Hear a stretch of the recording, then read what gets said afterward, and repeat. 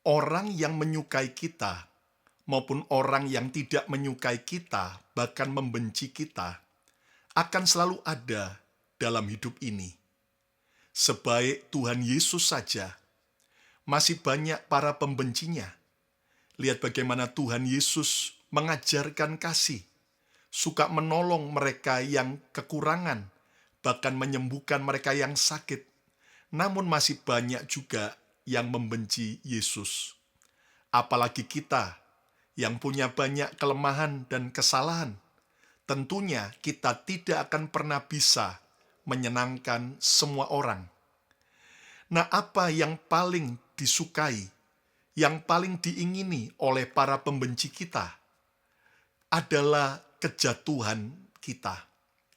Kejatuhanmu, itulah yang paling diingini oleh para pembencimu. Saat kita berbuat kesalahan, itu akan menjadi sebuah bahan untuk digoreng-goreng oleh para pembenci kita untuk menjatuhkan kita. Itu sebabnya mari kita mawas diri, jaga dirimu, supaya jangan kita mengalami kejatuhan. Jangan jatuh dalam dosa, jangan jatuh dalam kesalahan. Kalaupun kita mengalami kesalahan, kejatuhan, segera bertobat, perbaiki kesalahan kita, awasi perkataan kita, awasi tingkah laku kita, awasi apa yang kita posting di sosial media, apapun yang kita ketik, karena itu semua diamati oleh para penyuka kita, tapi juga para pembenci kita. Bahkan biasanya para pembenci kita, mereka akan lebih teliti dengan semua yang kita posting, bahkan yang kita tulis di sosial media. Mereka akan perbesar foto Anda, mereka akan periksa semua apa yang dijadikan bahan untuk menjatuhkan Anda. Itu sebabnya mari kita belajar bijaksana, mawas diri, jangan jatuh, tapi mari kita terus hidup dalam perkenanan Tuhan, menjadi pelaku firman Tuhan.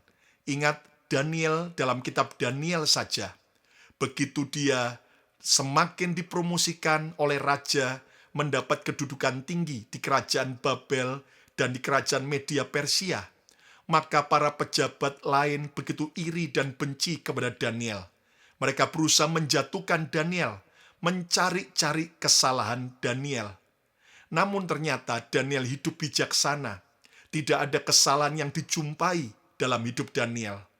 Dan akhirnya para pembenci Daniel menjadikan kesetiaan Daniel untuk berdoa kepada Tuhan sebagai bahan gorengan untuk menjebloskan Daniel ke dalam gua singa. Tapi lihat bagaimana Tuhan membela Daniel.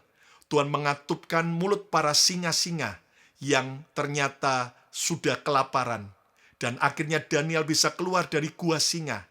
Sehingga akhirnya justru para pembenci Daniel dan keluarganya yang dijebloskan raja ke dalam gua singa. Maka mereka mati diterkam, dicapik-capik oleh singa yang sama. Ketika kita hidup dalam kebenaran, dalam kesucian, kekudusan, lalu masih ada banyak orang yang menjatuhkan kita, percayalah akan pembelaan Tuhan, perlindungan Tuhan. Setiap rancangan jahat bisa dibalikkan menjadi kebaikan buat kita.